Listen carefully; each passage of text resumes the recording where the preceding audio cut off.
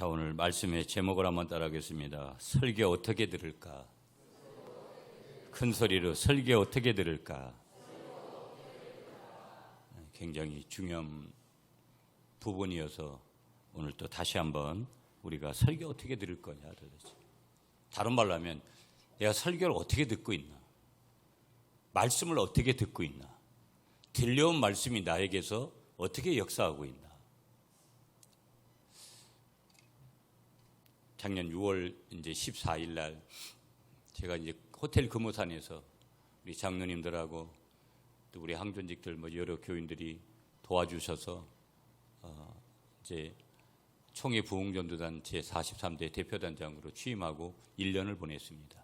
제가 오늘 강단에 있어서 오늘 저녁에 목포에 가면 뭐 제가 상주에 가서 임직식 참석하고 저녁에 밥을 먹고 가야 돼서 아마 거의 한 12시쯤 도착할 것 같은데 오늘 강단에 앉아서 기도할 때 그런 기도했어요. 하나님, 지난 1년 동안 아무것도 한 것 없고 부족했는데 너무 송구하다고 그래도 1년 동안 그 자리를 할 수 있도록 허락해 주셔서 감사하다고 그런 기도를 했어요. 그리고 또 후원해 준 그런 많은 교인들한테 감사하는 그런 축복하는 그런 내용들의 기도를 했어요. 지난 1년 동안만이 아니라 여러 곳을 다니면서 한국교회가 이렇게 타락해 가고 있고 영적인 원리가 뭐냐면 세상이 화려하면 영적인 영역들이 위축됐습니다. 역사를 보면. 영적인 부흥이 임하면 세속적인 것들을 어떻게든지 통제하려고 하는 절제하려고 하는 그런 능력들이 하나님으로부터 이제 은혜를 받게 되죠.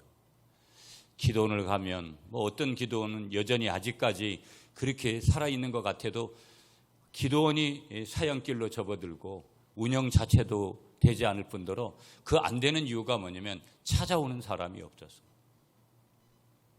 인산인해를 이루었던 것이 불과 얼마 안 되는데 그걸 보면 그걸 목도하는 순간 너무나 무서움이 크게 다가왔던 그런 부분들. 교회는 안 그런가? 미국 교회나 유럽 교회 같이 닮아가는 한국 교회의 오늘을 보면서 하나님은 어디 계신가? 하나님은 죽으셨나? 하나님은 살아계신 분이 아닌가? 여러 가지 어떤 그런 부분들에 대한 것들을 제가 그렇게 하는 것이 아니라 다른 사람들이 그렇게 이야기해서 저도 그렇게 느껴지는 일부의 것들이 있는 것이냐? 무슨 얘기냐면 영적으로 깨어있지를 못하고 영적으로 잠든 분들이 너무나 많은 그런 시대에 우리가 있다라는 것을 부인할 수가 없다라는 거. 영적으로 잠들어 있는 증거들을 뭐 여러 가지로 볼 수 있습니다. 뭐 우리 교회도 보면 자기 기준대로 신앙생활들을 많이 하죠. 여러분이 가만히 보세요. 끝까지 하나님의 말씀대로 내가 신앙생활을 하려고 하나 아니면 어느 순간에는 돈 때문에 어느 순간에는 자식 때문에 어느 순간에는 뭐 때문에 내가 살짝 비껴가는 그런 일들이 허다합니다. 제가 볼 땐. 다 하나님 앞에서는 엄청난 범죄라는 것을 우리가 기억해야 되고 철저한 회개의 제목이라는 것도 부인할 수 없어요. 오늘 영적으로 잠들어 있다는 증거들이 여러 가지가 있는데 그중에 가장 두드러진 증거를 우리가 하나 뽑으라면 하나님 중심의 삶에서 이탈했다라는 거예요. 저희 이제 보통 교회들은 교회 청소를 뭐 가정별로 돌아가서 하든지 무슨 뭐 전도회별로 아니면 셀별로 돌아가면서 하든지 그렇게 하잖아요. 우리 교회는 그렇게 하지 않아요. 뭐 화장실 청소나 이런 것도 다 자원해서 하잖아요. 제가 어제도 아침에 일찍 이제 오게 됐는데 토요일이지만 아침부터 오늘 어제도 하루 종일 행사가 있어가지고 이제 일찍 김천에 가야 되고 왔는데 우리 장로님이 화장실 청소를 하고 계시더라고요. 늘 감사하죠.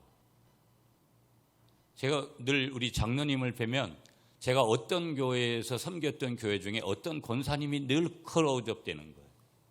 늘 그 권사님도 사람들이 산디라고 얘기하고 있는 교회 안에서도 그런 곳에서 늘 섬기시고 지금은 천국을 가셨는데 그러면서 그럼에도 불구하고 항상 하나님의 교회 안에는 여러 사람들이 있잖아요. 보면 아름다운 모습이죠. 남들이 배설해 놓은 그 현장에 가서 그런 것들을 한다라는 것이 인간적으로는 사실은 쉬운 부분들이 아니잖아요. 그럼에도 불구하고 여러 곳에서, 우리 장로님뿐만 아니라 여러 곳에서 사역하는 여러분들의 그 사역이 과연 누구를 위한 것인가 라는 것들을 좀 깊이 질문해 볼 필요가 있는데, 가장 영적으로 잠든 증거들이 뭐냐? 하나님 중심의 삶에서 이탈을 해버리더라. 이 말은 하나님의 말씀에 귀를 기울이지 않는다라는 증거도 될 수 있고요. 특별히 우리가 성경을 통해서 한 번 더 펼쳐보면 이스라엘 백성들의 마음이 가만히 하나님을 떠났을 때를 보니까 하나님 앞에서 가장 먼저 그들에게 나타나는 두드러진 태도를 보니까 뭐냐면 바로 하나님의 말씀에 귀를 기울이지를 않는 거예요. 하나님이 돌아오라 그래도, 그리고 그들을 갖다가 강력하게 죽음으로 징계하든지 어떤 징계의 내용을 통해서 징계하더라도 버팅기다가 결국은 나중에서 울면서 돌아오는 그런 경우도 있지만 하나님의 말씀에 귀를 기울이지 않는 거예요. 여러분, 영적으로 민감하세요? 하나님이 조금만 여러분에게 건드려도 하나님이 나에게 무언가를 말씀하시는 것 같고, 그리고 하나님 앞에 수시로 자주 여쭤보세요. 여러분이 그렇지 않다 그러면 여러분이 아주 둔해진 거고, 그럴 때마다, 그 둔해질 때마다 여러분은 오랫동안 하나님 앞에 돌아오기가 어려울 수도 있다라는 거. 모든 것이 형식이 돼버리는 신앙생활이 얼마든지 될 수 있다라는 것들 좀 기억해 보셔야 돼요. 자, 우리가 구약 성경에서 중요한 히브리어 동사 하나를 뽑으라면은 그게 뭐냐면 쉐마라는 단어예요. 이 쉐마라는 단어가 어떤 뜻을 담고 있냐면 듣다, 청종하다, 이런 명령형이에요. 그러니까 한마디로 들으라, 너 들어, 이런 뜻이에요. 명령형으로 네가 듣고 싶으면 듣고 말고 싶으면 말고 이런 게 아니라 반드시 들으라는 명령형이에요. 이 쉐마라는 단어가. 이스라엘 백성들은 하나님의 말씀을 들어야 사는 거고요. 아니, 이스라엘 백성들만 그런 것이 아니라 영적인 이스라엘인 저와 여러분들도 하나님의 말씀을 들어야 살고, 또 오늘의 성도들도 마찬가지로 하나님의 말씀을 들어야 사는 줄 믿습니다. 왜냐하면 그 이유가 도대체 뭐냐? 하나님의 말씀은 뭐기 때문에. 하나님의 말씀은 한번 따라해서 영원한 생수, 영원한 생명, 영원한 능력, 전적인 은혜. 믿습니까? 이유가 이것 때문이라는 거예요. 이유가 이것 때문인 거예요. 성도는, 그리스도인은, 하나님의 자녀는 하나님이 주시는 말씀을 먹어야 전인적인 건강을 유지할 수 있다. 인간은, 사람들은 육만이 늘 착각해요. 겨우 들어가면 마음이 있는 것으로 착각해요. 하나님은 우리를 영과 혼과 육으로 만드신 거예요. 그러니까 영과 혼과 육이 다 건강할 때, 전인이 건강할 때 그걸 건강하다라고 얘기하는데, 사람들은 육만, 마음이 조금 편하고 육만 어디가 질병이 없으면 그게 건강한 줄 착각을 하는 거죠. 영이 건강하지 못한 사람은 육이 건강할 리가 없고 혼이 건강할 리가 없다라는 거. 왜 그러느냐? 우리는 어떤 세 가지의 어떤 위치에서 그렇게 우리를 만드신 분이 그렇게 만들었기 때문에 그런 거예요. 그러므로 오늘 우리가 하나님의 말씀을 먹어야 산다라는 거 분명하게 믿으시는 여러분이 되시기를 축복합니다. 자, 어느 시골교회에 한 목사님이 부임해 오셨어요.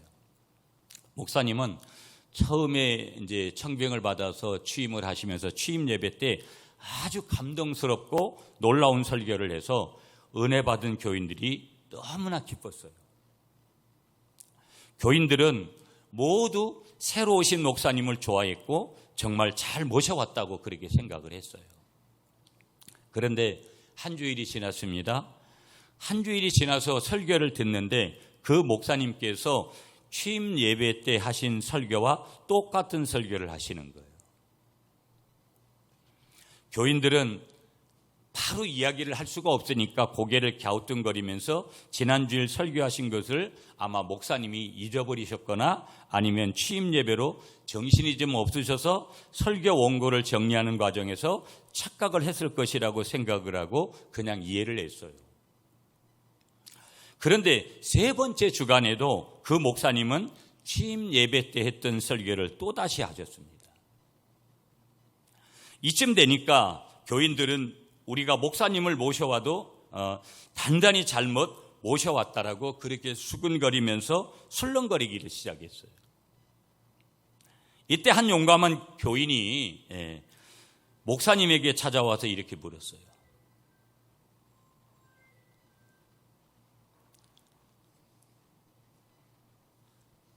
전화 받으세요, 나가서. 네. 목사님께 여쭙는데 뭐라고 여쭙냐면, 목사님께서는 언제나 새로운 설교를 시작하실 것입니까? 한 용감한 교인이 그렇게 물었어요. 그러니까 이 질문에 대해서 목사님께서는 이렇게 대답을 하셨습니다. 여러분들이 이 말씀을 정말로 삶 속에서 적용할 때 그때 저는 새로운 설교를 시작할 것입니다. 다시 한번, 여러분들이 이 말씀을 정말로 삶 속에 적용할 때 그때 저는 새로운 설교를 시작할 것입니다. 아멘도 안 하시는구나. 찔림이 너무 커서 그렇죠? 예, 그러면 아멘 안 해도 돼요. 야고보서 1장 22절을 보니까 하나님께서 이런 말씀을 주세요. 너희는 말씀을 행하는 자가 되고 듣기만 하여 자신을 속이는 자가 되지 말라. 많이 들으면 뭐 할 건데요? 많은 교인들이요, 저희도 보면 듣기는 들어요. 아니, 어쩐 교인들은 듣지도 않아요. 그건 그렇게 들어가지고는 아무 의미가 없는 거예요. 제가 여러 번 그런 얘기를 해요. 제일 무서운 교회가 어떤 교회일까요? 우리 교회 몇천 명 모인다고요. 요즘 목사님들하고 예산 얘기도 많이 하는데 수십억, 수백억 예산이 되는 교회들이요. 부러울 수도 있겠죠. 저도 목회자로서 어느 부분에서는, 성도로서도 건물이 많은 큰 교회, 대한민국에 사는 사람들은 이 대자에 약하기 때문에 제일 무서운 교회는 강단에서 떨어지는 말씀에 즉시 순종하는 교회가 제일 무서운 교회라고 여러 번 말씀을 드린 줄 믿습니다. 몇 명이 여기 모여 있든지 강단에서 떨어지는 말씀대로 살아보려고 그렇게 몸부림치는 거. 여러분, 데살로니가전서 2장 우리가 13절에 가보면, 이러므로 우리가 하나님께 끊임없이 감사함은 너희가 우리에게 들은 바 하나님의 말씀을 받을 때 사람의 말로 받지 아니하고 하나님의 말씀으로 받음이니 진실로 그러하도다. 이 말씀이 또한 너희 믿는 자들 가운데서 역사하느니라. 데살로니가 교회는 말씀을 받을 때 사람의 말로 받지를 않았다라는 거예요. 그래서 데살로니가 교인들은 바울을 통해서 하나님의 말씀을 들었는데, 그 바울을 통해서 하나님의 말씀을 들을 때 첫째, 사람의 말로 듣지 아니했다. 두 번째, 하나님의 말씀으로 듣고 믿었다라는 거. 세 번째, 그래서 그 말씀이 믿는 그들 속에 역사에서 많은 핍박을 이기고 믿음의 역사를 이루고 좋은 소문을 낼 수 있었다. 데살로니가전서 2장 13절에 분명하게 그렇게 말씀을 해요. 여러분, 오늘도 여러분은 설교를 듣고 있어요. 여러분은 저를 위해서, 설교를 받기 위해서 얼마나 준비했어요? 제가 올해부터 지금 11시에 예배를 찬양과 함께 시작하는데, 저희 교회는 불경건에 막 떠들고 뭐 어쩌고 저쩌고 하고, 사실은 예배를 준비하고 그 시간은 정말 10분 15분은 간절함이 있고 하나님 앞에서 그렇게 돼야 되는데, 끝나고 얘기해도 되잖아요. 밥 먹을 때 얘기해도 되는데, 차 마시면서 얘기해도 되는데, 그때를 멈춰고 이렇게 하고 싶은 거예요. 왜 그런 줄 아세요? 습관이 영적이지 못하고 내 습관이 아직까지도 육에 더 훨씬 더 익숙해 있는 거예요. 영적인 사람은 그 순간에 반드시 기도하게 돼 있어요. 목사님은 기도하셨나요? 했는지 안 했는지 여러분이 갔다가 앞에서 보잖아요. 막 떠들고 그러면 안 돼요. 교회 예배의 분위기가 그렇게 가면 안 된다 이 말이에요. 새가족들에게 보여주는 것들이 그대로 가는 거예요. 집안의 습관이든지 내 습관이 그대로 가는 거예요. 제가 그래서 항상 우리 교회는 아직도 지난주 설교가 뭐예요? 우리 교회는 여전히 공사 중이에요. 그게 모든 교회. 우리 교회는 다 끝났습니다. 우리 교회는 모든 걸 이렇게 자랑할 수 있습니다. 이 땅에 그런 교회 없어요. 다만 조금 더 성숙하려고 그렇게 몸부림을 쳐야 되는데 아직도 가만히 제가 오늘 강단에서 이렇게 보니까 머리를 좀 숙이고 누가 봐도 좀 근엄하게 이 경건하게 기도 속에 깊은 기도의 세계로 지금 들어가서 11시에 이제 출발할 건데도 모를 정도로다가 그렇게 들어가 있어야 되는데 그런 분 보기가 쉽지가 않아요. 다음 주부터는 요 10분 11시 전에 10분을 잘 활용하셔야 돼요. 하나님 앞에 구할 거 여쭙고 또 주님이 뭐라고 말씀하시는지 좀 듣고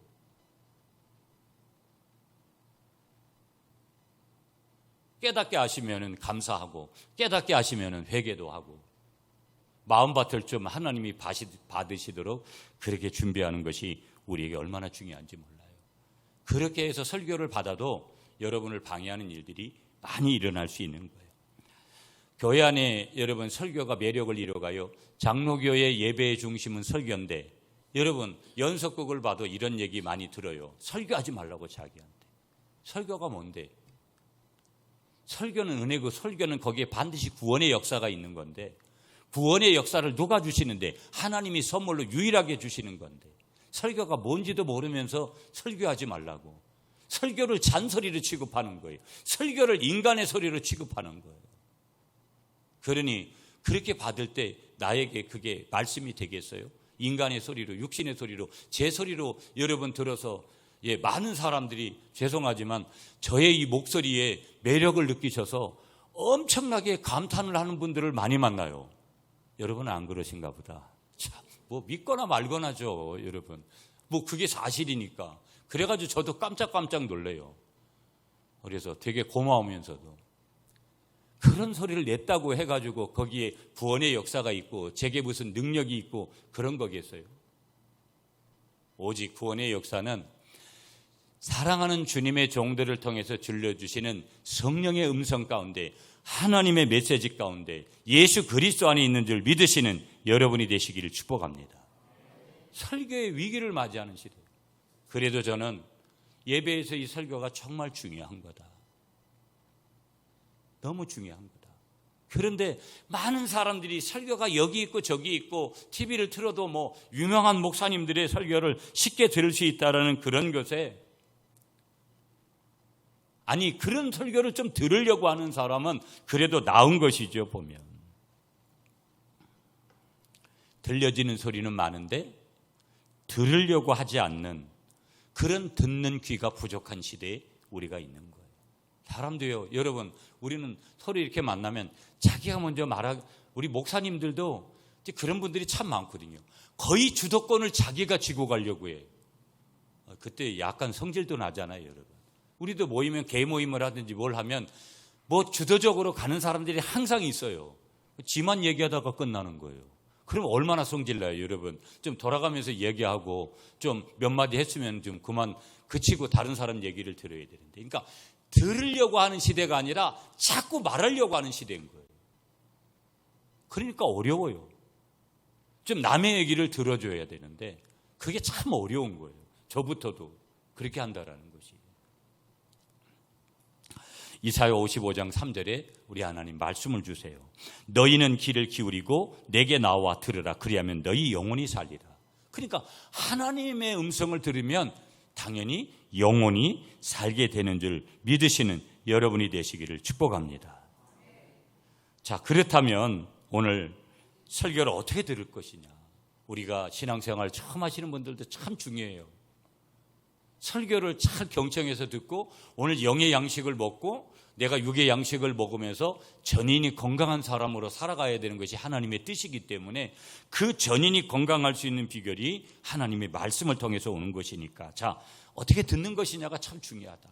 그리고 듣는 것에서 절대 끝나는 것은 우리 개신교가 말하고 있는 종교개혁의 취지가 절대 아니라는 거.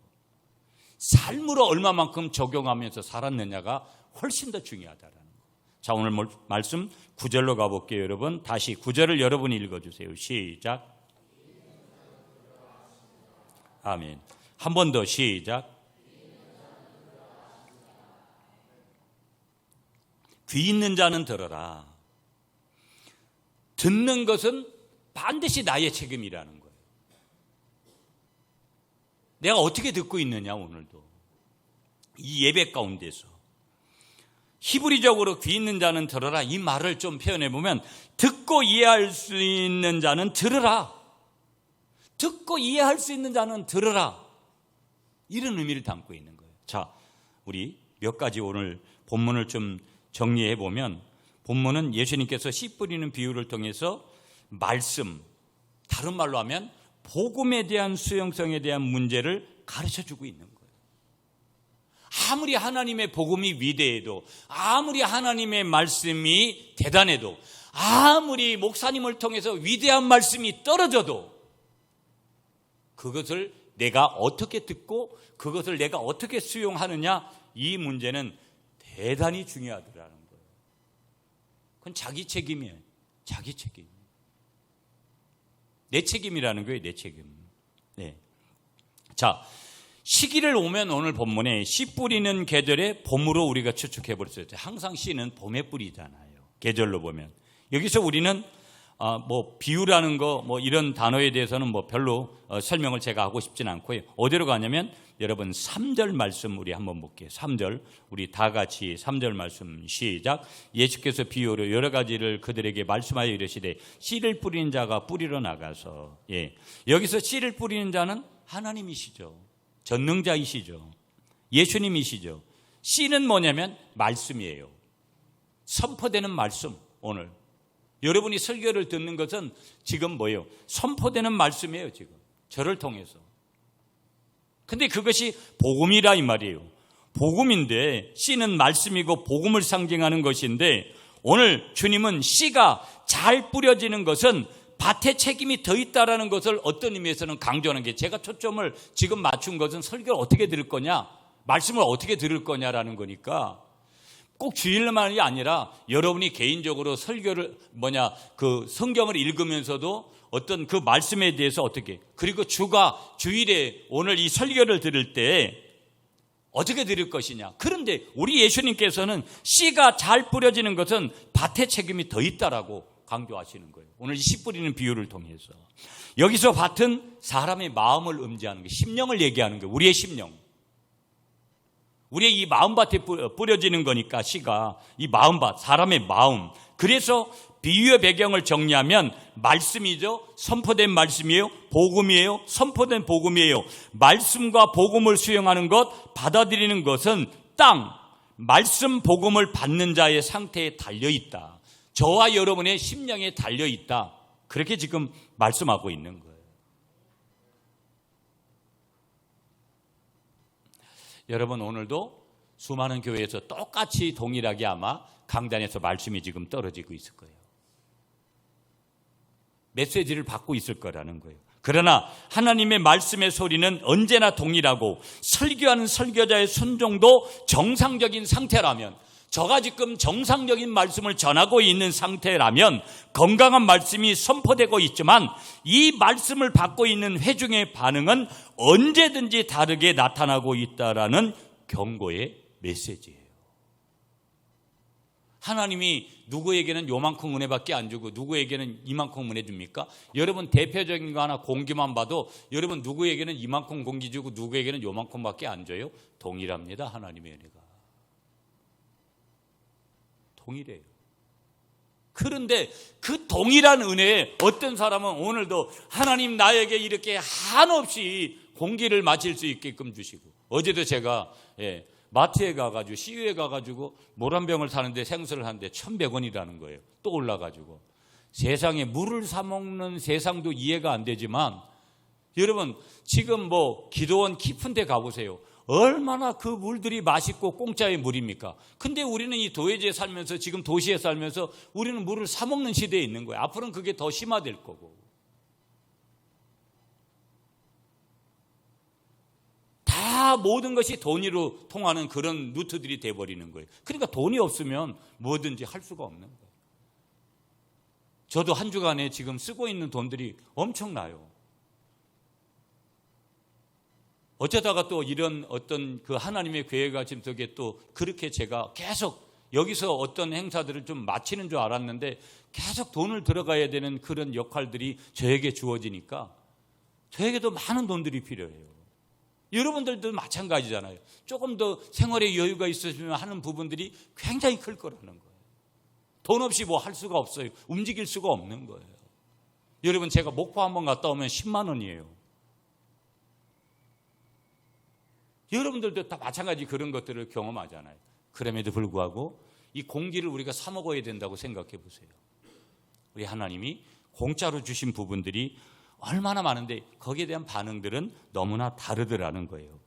이 말씀을 받고 있는 회중의 반응은 언제든지 다르게 그렇게 나타나는 것을 경고하시면서도 그 다름은 네 종류의 양상으로 오늘 나타나더라. 오늘 씨 뿌리는 비유를 통해서 우리 주님께서 말씀하시는 거예요. 딱 그렇다면 나는 말씀을 설교를 어떻게 지금 경청하고 있는가라는 질문을 해보고 나는 나의 밭이 어떤 밭인가, 나는 조금 그 부분에 초점을 맞추어야 된다고 생각되어집니다. 여러분, 첫 번째 밭이 오늘 본문 4절에 나와요. 4절 말씀 여러분 같이 읽으세요. 시작.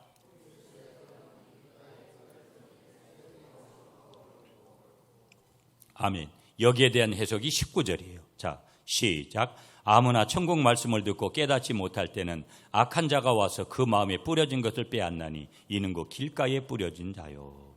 예. 요거에 대한 해석이잖아요. 자, 보세요. 19절에 아무나 천국 말씀을 듣고 깨닫지 못할 때는 악한 자가 와서 그 마음에 뿌리운 것을 빼앗나니 이는 곧 길가에 뿌리운 사람이다. 길가 같은 마음밭을 가진 사람이 있는데, 여러분, 길가라는 것이 뭐냐면 밭고랑 사이를 따라 만들어지는 그런 길을 얘기해요. 여러분, 옛날에 제가 지금도 강화도에서 이게 학교 다닐 때, 초등학교 때 보면 겨울이 되잖아요, 여러분. 무밭에 배추 다 뽑고 나면 원래 배추와 무를 심었던 판지가 있고, 그 다음에 고리 있고 또 판지 있고 고리 있고 이렇잖아요. 그러면 거기에서 여자애들이든 남자애들이든 뭐 섬에서 다 뒤섞여서 고등학교까지 생활을 했으니까 초등학교 때 보면 늘 겨울에 거기서 무슨 놀이를 했어요.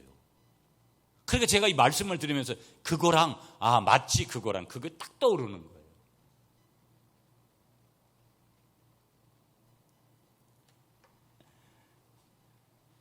밭고랑 사이를 따라 만들어진 그 길가인데 이 길은 많은 사람들의 발길에 의해서 단단하고 반질반. 그래요. 실제 그 고랑 같은 거기를 막 우리 아이들이 막 뛰어넘으면서 그러면서 거기가 반질반질하게 단단하게 그렇게 되거든요. 이게 아주 정확하게 이해가 돼요, 이 말씀이.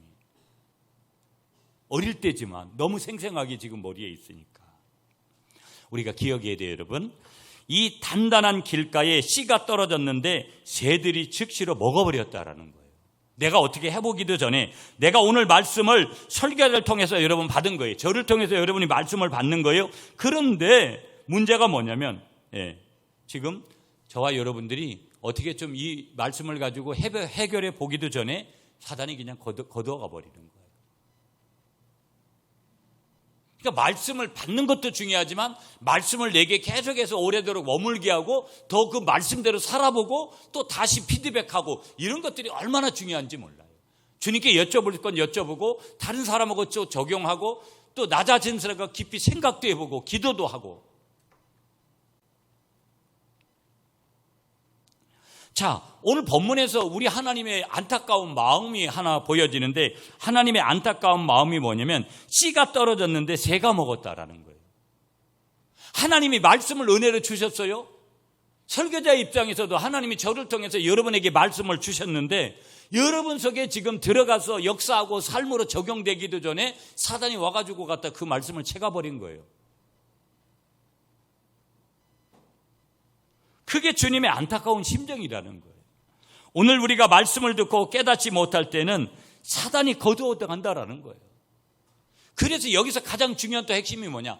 얼마나 내가 깊이 깨닫느냐, 얼마나 주님의 의도대로 내가 깨닫고 있느냐, 이게 매우 중요한 거예요. 난 들어도 아무 생각이 없다고. 다른 거 없어요. 아직 육의 사람이기 때문에 그런 거예요. 철저히 더 깨어지고 회개하고 하나님 앞으로 사모하는 마음을 가지고 가야 되죠. 믿습니까, 여러분? 믿습니까? 한 가지 더 여기서 기억하고 넘어가야 될 것이 뭐냐? 그 원인이 뭔가인데 그렇게 되는 분명한 원인은 분명히 하나님께 있냐? 그게 아니라는 거예요. 누구에게 있느냐? 분명히 나에게 있다는 사실이에요. 나에게. 그 원인이 뭘까요? 내가 길가 같은 마음이 있는 거예요. 내가 길가 같은 마음. 길 같은 사람들이 다니는 굳어진 땅, 그 굳어진 그런 마음, 아직 길가와 같은 그런 마음, 그 마음이 나의 마음이기 때문에. 두 번째 마음, 여러분 오늘 본문 5절 6절이에요. 5절부터 시작. 더러는 흙이 얇은 돌밭에 떨어짐에 흙이 깊지 아니하므로 곧 싹이 나오나 해가 돋은 후에 타서 뿌리가 없으므로 말랐고. 아멘. 돌밭 같은 마음이 있다라는 거예요. 설교를 듣는데 돌밭 같은 마음이에요. 여기 더러는 흙이 얇은 돌밭에 떨어지면 흙이 깊지 아니하므로 곧 싹이 나오나 해가 돋은 후에 터져서 결국은 뿌리가 없으므로 말랐고. 누구를 얘기하는 것이냐? 믿음이 있어 이 사람. 일시적으로는 믿음이 있는 거예요. 농부가 씨를 거기에다 뿌립니다. 밭은 돌밭이라 흙은 층이 덮어치가 않고 그 밑으로 돌이 대단히 많이 자리하고 있습니다. 돌 때문에 뿌려진 씨가 뿌리를 내릴 수가 없더라는 거예요. 여러분 굉장히 중요한 얘기예요. 많은 사람들이, 제가 요즘도 여러 일들을 하면서 저에게도 어릴 적 상처가 있고, 저희 어머니는 무한정, 우리 한국의 어머니는 무한정 다정하잖아요. 저희 어머니도 지금도 생각이 계속 나고 그 보고 싶은 마음이 우리 모두의 마음 아니겠어요? 그런데 우리 어머니가 늘 저에게 보여주셨다는 것은 한없이 우리 아버지는 굉장히 무서운 분이셨거든요. 아직도 어릴 때 지게짝대기로 맞고 그런 것들이 상처로 이렇게 남아있는 그런 것들이 있어요. 여러분들도 옛날에 상처들이 있잖아요. 내가 모르는 상처들도 엄청 있을 수 있거든요. 그런 상처들이 돌이 되는 거예요. 대인관계가 안 되고 하나님하고도 관계가 깨어지고 이런 일들이, 그래서 그 돌과 같은 것들을 통해서 사단이 이용해서 하나님과의 관계를 절대 회복 못하도록 그렇게 만들고, 내적 치유라는 것들도 굉장히 필요한 거예요. 그래서 내면이 치유되지 않으면 관계가 안 돼요. 어느 날 그 상처를 건드려 보면 내가 그 상대를 같이 죽이고 싶을 정도로다가 가만히 못 놔두니까. 그게 내 성격이다 뭐 그렇게 하지만 내 상처 때문일 수도 있다라는 일부분이 분명히 있는 거예요. 돌이 가로막으니까 돌밭 같은 그런 땅이 돼버리니까 말씀이 와도 거기에 깊이 뿌리를 내리지 못하더라는 거예요. 그러면 여기서 중요한 것은 돌밭 같은 땅은 반드시 그 돌을 제거를 해야 돼요. 여러분 밭농사 지을 때 여러분 항상 하는 일이 뭐예요? 돌이 많으면 돌부터 다 걸러내잖아요. 왜? 농사에 방해가 되니까. 가만히 여쭤봐야 돼요. 저에게도 아직도 100% 치유되지 못한 그런 상처들이 있고 여러분에게도 얼마든지 있다. 그런 상처가 있으면 교우 관계 안 돼요. 말씀 듣는 것도 굉장히 어려워지는 거예요. 보면 자기의 그 약점을 갖다가 설교로 자기의 약점을 공격하는 것으로 받아요. 자기를 친다 그러죠. 목사님이 오늘 설교를 통해서 우리를 치네. 제일 불쌍한 사람들이에요. 말씀을 그렇게 받는 사람들이. 세 번째, 계속 우리가 넘어갈게요. 자, 여기서 제가 하나 좀 놓치고 가는 게 있어서 돌밭 땅의 문제를 일으키는 원인을 좀 전에 말씀을 드렸는데 그걸 알아야 된다. 그것은 철저하게 보면 그건 영적인 거 아니라는 거예요. 철저히 육신을 따르는 삶에서 온 거라는 거예요. 제가 헬라어로다가 여러분 육신은 사륵스라고 말씀드렸고 영은 푸뉴마예요. 그러면 푸뉴마 성령 영으로 따르는 삶을 살 거냐, 사륵스 육신에 속한 삶을 살 거냐. 여러분 별 수 없이 인간은 육신적인 요소가 다 있어요. 아무리 영적인 사람도. 그러나 이게 너무 지나치게 육으로 가버리면 하나님하고 거리가 먼 거예요. 말로는 입술로는 찬양을 하지만 중심이 하나님을 떠났어요. 다윗이 남의 여자 간음하고 남의 남편 죽여도 하나님 마음에 합한 사람이라고 그렇게 인정을 받는 데는 잘못했으면 쉽게 빠르게 회개할 줄 알고 그 다음에 어떻게 해서든지 갖다가 영적으로 살려고 하나님 중심으로 살려고 했기 때문에 하나님이 인정을 해주신 거지, 그 다윗이 흠이 하나도 없었느냐? 평생 상처를 엄청나게 안고 살았던 사람이 다윗입니다. 그러니까 우리가 환경을 탓할 이유가 없어요. 여러분 뭐 한국교회가 어려워진다 뭐 어쩐다, 여러분 아직도 수많은 사람들이 복음을 믿어야 되는데 교회 부흥을 걱정할 이유가 하나도 없는 거예요. 문제는 그 마음밭들을 가지고 있는 성도들이 전도하려고 하느냐, 예수님을 전하려고 하느냐. 저희부터도 보면 그런 사람들이 많지가 않아요. 겨우 자기들 먹고 사는 문제 한 주간 동안 힘들다가 주일날 와가지고 좀 위로나 받으려고 하는 성향들이 훨씬 많아요. 주님을 위해서, 복음을 위해서 일주일 동안 살고 그렇게 살았느냐, 여러분이 한번 생각해 보시라고요. 뭐 얼마나 살았나. 저도 가만히 보면 내가 뭘 한 거지, 어느 순간 보면 내가 이걸 복음을 위해서 했나 아니면 내 명예를 위해서 했나, 참 고개 숙여야 될 부분들이 참 많더라고요. 세 번째, 7절이에요. 본문 여러분이 한번 읽어주세요. 시작.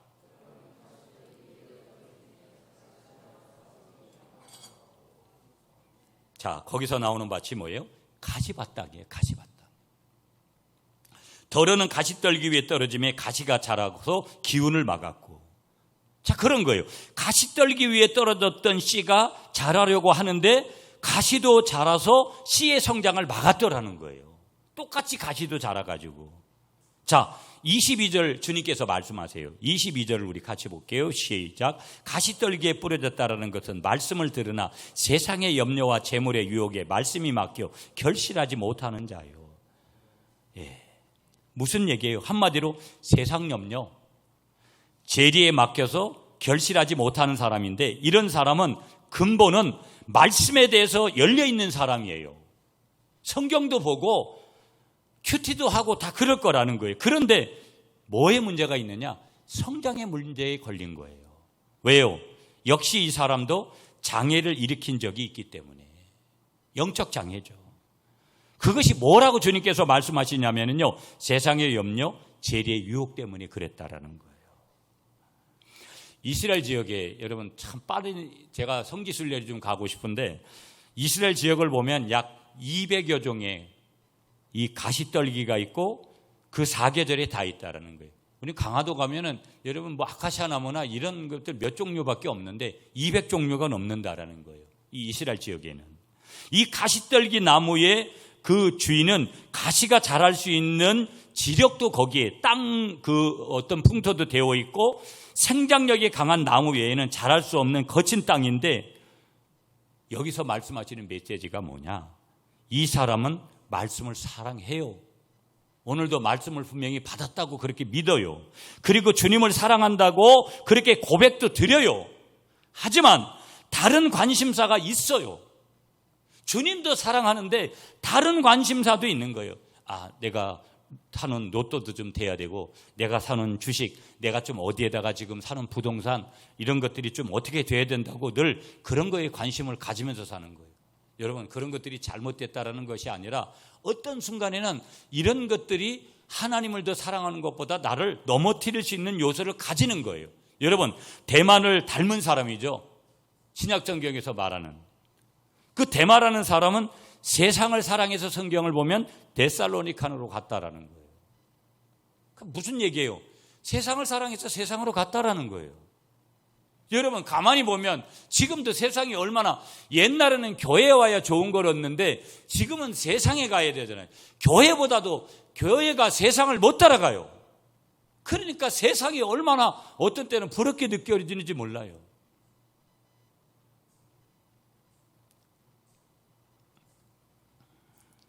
재리의 유혹.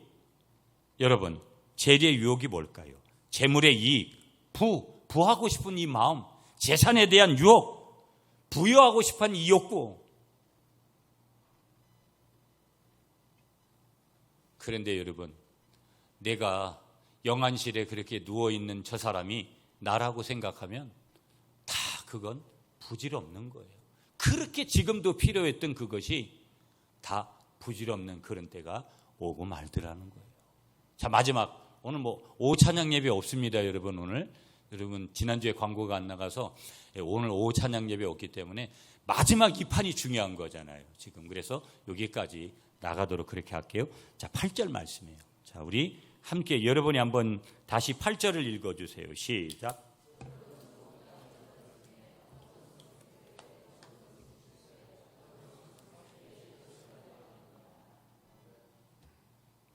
네 번째 마음밭이 어떤 거예요? 좋은 땅에 밭이 있는 거예요. 여러분은 그런 좋은 땅의 축복을 받으시기를 축복합니다. 더러는 좋은 땅에 떨어짐에 혹 100배, 60배, 혹 30배의 절제를 하였느니라. 자, 23절을 우리 같이 볼게요, 여러분. 시작. 좋은 땅에 뿌려졌다라는 것은 말씀을 듣고 깨닫는 자니 결실하여 어떤 것은 100배, 어떤 것은 60배, 어떤 것은 30배가 되느니라 하시더라. 아멘. 여러분 뭐예요? 원리가 좋은 땅에 떨어진 씨는 반드시 엄청난 열매를 맺는다라는 것을 믿으시는 여러분이 되시기를 축복합니다.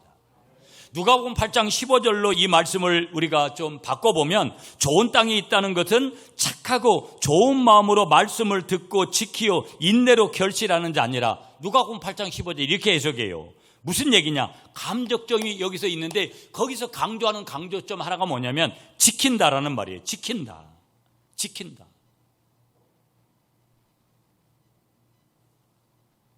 내 마음을 지키고 말씀을 지키고 내가 세상에 넘어지지 않으려고 믿음대로 살아보려고 나를 지킨다라는 거. 요한계시록 1장 3절에 그래서 이 예언의 말씀을 읽는 자와 듣는 자와 그 가운데 기록된 것을 지키는 자들이 복이 있나니 때가 가까움이라. 누가 축복을 받느니라고 분명히 정의하는데 말씀을 읽는 자도 중요합니다. 말씀을 듣는 자도 중요합니다. 그런데 진정한 축복은 뭐냐? 말씀을 읽고 말씀을 듣고 말씀을 지키는 자에게 진정한 복이 임하는 줄 믿으시는 여러분들이 되시기를 축복합니다. 자, 오늘 본문에서 말씀하고 있는 좋은 땅은요, 칼로스라는 헬라어 단어 썼어요. 칼로스. 이 칼로스라는 헬라어 단어는 순수한 땅을 가리키는 거예요. 누가 좋은 땅이냐? 순수한 마음을 가진 사람, 어린아이 같은 마음을 가진 사람. 여러분의 마음이, 저의 마음이 어린아이 같습니까? 세상에 때로다가 얼마나, 여러분 이 말씀을 전하고 있는 저에게도 얼마나 세상 때가, 남을 탓하기 이전에, 유에게 손가락질을 하기 전에 아이에게 있는 그런 그 죄성들과 덕지덕지 붙어 있는 그런 어떤 육신적인 소욕들이 우리에게 얼마나 많습니까? 어린아이같이 순수한 땅으로 기경되어야 될 줄 믿으시는 여러분들이 되시기를 간절히 축복합니다. 자, 결론은 9절이죠. 들을 귀 있는 자들은 들어라. 무슨 얘기예요? 순종을 하라는 것이죠. 성경에서 하나님이 주시는 것은 대표적인 단어가 뭐냐면 은혜예요. 사람이 붙들어야 될 단어는 믿음도 있지만, 여러분 성경은 초지일간 이스라엘 백성들에게, 영적인 이스라엘인 저와 여러분들에게 뭐를 하느냐 요구하느냐? 순종을 요구하세요. 믿음의 사람들은 다 순종의 사람이었어요. 여러분 목사든지 부모의 입장에서도 어떤 자식이 좋습니까? 부모 말에 순종하는 자식이 좋지. 아무리 똑똑하고 서울대학 가고 뭘 했는데 부모가 말하면은 갔다가 완전히 그냥 고무신 헌신짝 다루듯이 자기 엄마 아빠를 그렇게 하는 자식, 아무리 내가 배 아파서 나왔지만 내 자식이라고 보기 쉽지가 않아요. 하나님의 원리도 똑같은 거예요. 하나님 누굴 좋아하시느냐? 순종하는 사람을 좋아하시고 순종하는 사람을 찾고 계시고 순종하는 사람을 통해서 일하시는 줄 믿습니다. 그러므로 여러분, 목사님 나는 길가 같은 밭이에요, 돌떡 같은 밭이에요, 뭐 여러 가지 그렇게 이야기할 수 있잖아요. 그렇다면 그런 잘못된 밭이 내 밭이라고 생각이 되어지면 우리는 반드시 주님의 은혜 가운데 우리가 믿음으로 반응해서 순종으로 반응해서 내 마음밭을 기경해야 될 줄 믿습니다. 그러면 그 기경하는 비결이 뭐냐? 첫째는 기도죠. 또 기도만 가면 되느냐? 말씀을 읽어야 되죠. 성경을 봐야 되죠. 많은 교인들이 성경 읽지 않아요. 기도하지 않아요. 여러분 제가 뭐 기도하라고 그렇게 해서 새벽 기도하라고 해도 안 해요. 여러분 저도 이해해요. 얼마나 피곤하겠나. 매일 새벽에 나올 때마다 참 그런 저기들 해요. 그렇지만 그건 제 원리가 아니기 때문에 하나님의 원리이기 때문에 반드시 그 기경의 원리의 중심은 뭐예요? 우리가 할 일은 마음밭을 기경하기 위해서는 그 비결은 말씀과 기도가 있어야 된다라는 거예요. 그러면서 더 나아가서는 이 설교를 사람의 말로 들어가고는 아무 일도 일어나지 않는다라는 거. 하나님의 말씀으로 받아야 될 줄 믿으시는 여러분들이 되시기를 축복합니다. 그러면서 듣는 자세를 새롭게 해야 된다. 여러분, 주일날 오셔서 저하고 여러분이 보이지 않는 분들은 여러분이 앉은 자세가 잘못된 거예요. 여러분이 앉는 자리에서 저가 확실하게 보여야 돼요. 안 보이면 다른 자리를 바꾸세요. 그리고 눈을 크게 뜨고 제가 아무리 원고를 보고 여러분 눈을 안 맞추어도 여러분이 제 눈을 보고 입을 보지 말고 제 눈을 보면서 여러분이 말씀을 받아야 돼요. 무슨 말씀인지 이해가 돼요? 여러분 교회 와서 머리 숙이고 말씀 받고 예배 듣는데 그 사람이 제가 이런 얘기 여러분 오래간만에 하는 거예요. 머리 받고 있고 딴짓하고 이미 벌써 그 사람한테는 말씀이 들어갈 리가 없어요. 그리고 저는 그 사람을 향해서 말씀 안 줘요. 제가 말씀 안 한다고요. 제가 다 안 보는 것 같죠. 여러분 구석구석 다 보면서 설교하거든요. 누가 지금 은혜를 받는지 제가 다 보면서 한다고요. 그러면 누구한테 말씀을 주고 싶습니까? 은혜를 사모하고 말씀을 또 받으려고 하는 사람한테 내 집중하지 내한테 집중하지 않는 사람한테 집중하겠어요? 저를 너무 민망할 정도로 뚫어지게 쳐다보는 사람에게 여러분 반응하지 쳐다보지도 않고 머리 숙이고 있고 딴짓하고 그 사람에게 제가 말씀 떨어뜨리려고 하겠어요? 그거는 무르나 많아요. 그러니까 어디든지 말씀을 받을 때 여러분 보세요. 우리가 한국교회, 연세중앙교회 이런 교회들 보세요. 교인들이 어떻게 말씀을 받고 있나. 너무 어떻게 보면 군대식 아닙니까? 군대식. 제가 벌써 부흥회를 많이 다녔잖아요. 부흥회 가면서 살아있는 교회들은 벌써 말씀 받는 자세가 틀려요. 반응하고 이런 건 또 그 이상에 나오는 거고. 제가 저희도 여러분 옛날에 개척할 때 초창기는 아멘하고 이런 거 강요를 한 적이 없어요. 얘기한 적이 없습니다. 근데 제가 깨닫고 나서 아멘을 하는 게 좋냐 안 하는 게 좋냐 하는 게 100번 좋은 거죠. 소리내서 기도하라고. 여러분 소리내서 기도하는 게 훨씬 자기 혼자 있을 때야 소리내서 기도하는 묵상이거든 자기 혼자 하는데 모였을 때는 소리내서 바이브레이션이 있는 게 훨씬 좋구나. 그래서 소리내서 기도를 하라고 제가 말씀도 하고 방언할 수 있으면 방언하라고 하고 이제 그렇게 말씀을 드리는 거죠. 왜? 유익이 있으니까. 그러므로 여러분 우리가 말씀을 받으면서 마지막 한 가지 여러분에게 드리고 싶은 건 참회가 있어야 돼요. 여러분 예수 믿는 여러분들도요 은혜를 받으면 정말 하나님 앞에 많이 울고 여러분이 지금까지 지은 죄들을 여러분이 어떤 원죄로부터 시작해서 우리가 자범죄로부터 조상들 가운데 그런 죄들을 내가 대신 그렇게 회개해야 되는 것들이 정말 많습니다. 그 해결이 우리에게 해결이 된 다음에 하나님이 주시는 은혜를 받아야지 오래가고 견고하지 우리가 그렇지 않은 상태에서 받아본들 금방 또 그때는 하나님이 주신 은혜 같아. 며칠만 지나보세요. 우연인 것 같고 내가 어떻게 열심히 해서 된 것 같고 그런 식으로 확 바뀌어지고 말아요. 그러면 안 받은 것 같아도 못한 그런 일들이 벌어져요. 오늘 조금 제가 찬양 예배가 없어서 여러분 설교를 조금 더 길게 했어요. 자, 정리를 이렇게 해볼게요, 여러분. 오늘 설교를 어떻게 들을 것인가?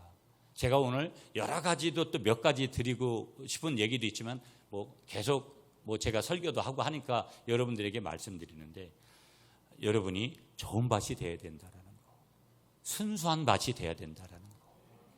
그러면서 설교를 들을 때도 딴짓하지 말고 항상 여러분이 경청하면서 듣고 머리에 잡생각이 오면 선포해서 떠나가도록 하면서 어떤 말씀인들이 붙들고 가면 거기에서 놀라운 기적과 같은 미라클의 은혜들이 하나님으로부터 주어지는 줄 믿습니다.